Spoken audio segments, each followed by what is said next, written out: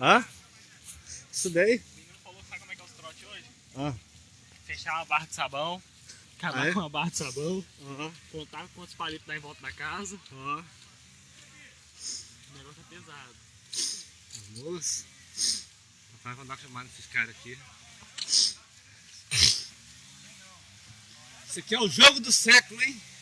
É o jogo do século, hein? Ah, o militão, velho. Olha o jogador aí, os visitantes aí, os cicantes, né? E aí, Alfredo? Beleza?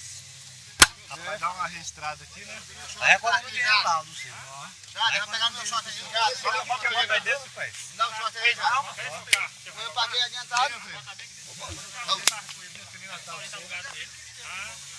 Qual que é o nosso aí? Fala, meu querido. Beleza? Beleza, Paulinho? É Sola. Falei. Não, pra cá, velho. Não, filho. Como é que tá? Não vou misturar com esse povo aqui não.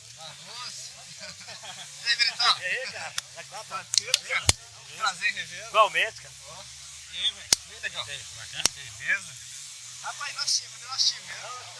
Esses caras aí parecem um monte de fidão aí. Cadê? Esses caras, viu?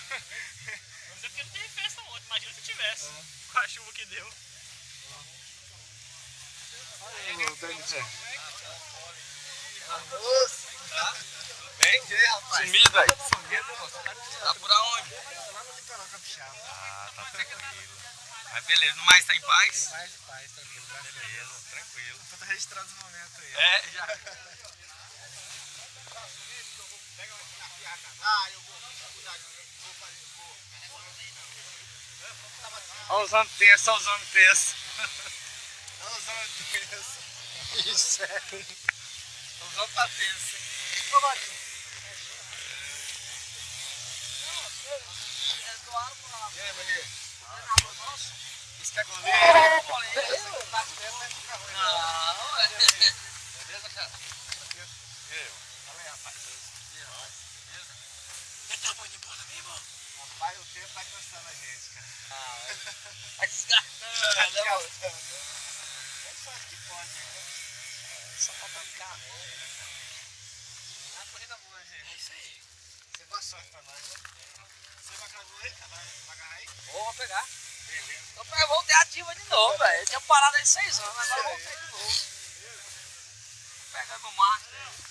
Essa barriguinha aqui, rapaz. Rapaz, atleticano, ó. Ó aí, Felipe, que fiz o Atlético Goianiense. Primeira divisão agora, moleque, ó. Cadê? Vai registrar aí? Vai botar não? Vou colocar agora a parada. Pega logo.